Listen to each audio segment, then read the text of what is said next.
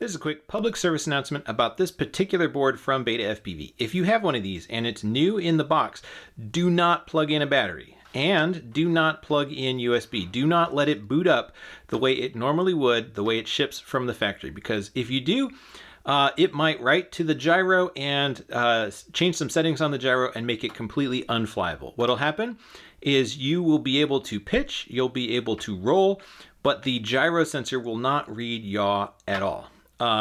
It will just be completely unflyable. And that's the way they have been shipping these from the factory, unfortunately. That bit me.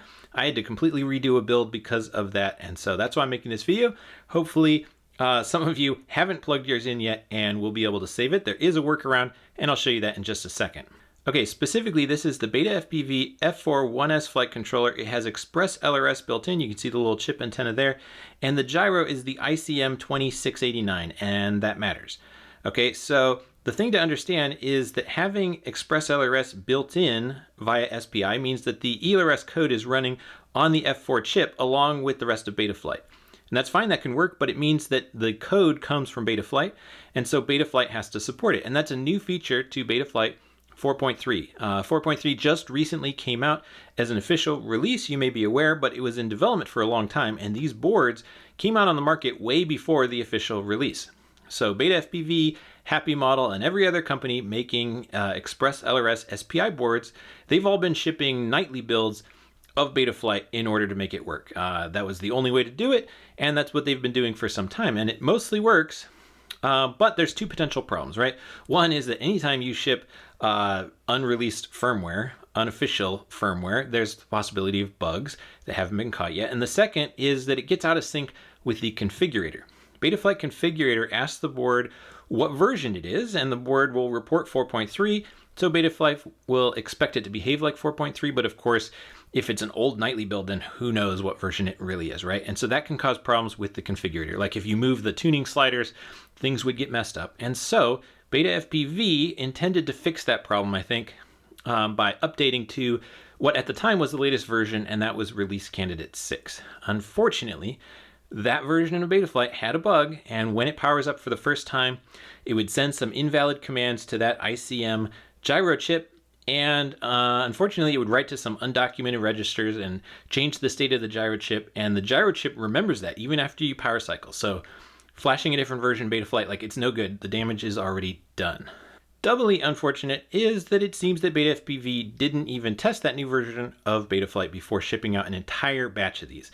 So these have gone to customers, they're out in the wild, they've gone to retailers, they're still in stock at retailers, and I haven't heard of any recall or anything like that. So they're still out there, and that's why I want you to know about it. There is a way to save this board if you have never plugged it in, and that is to press and hold the bootloader button. It's down there. It's easier if you haven't put it in a frame yet.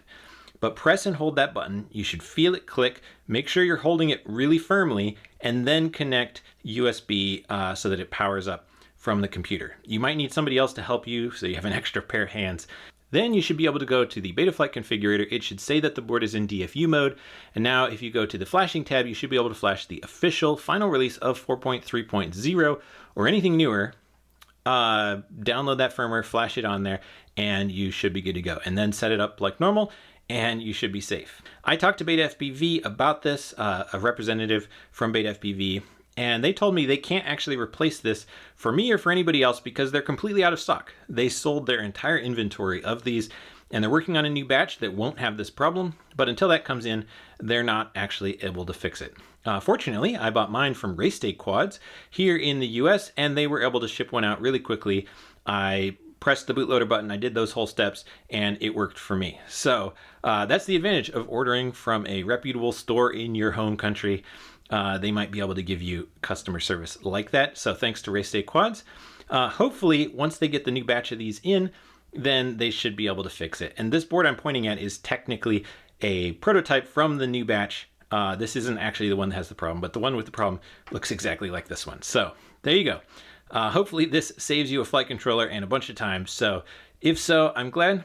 Thanks for watching, and I'll talk to you next time.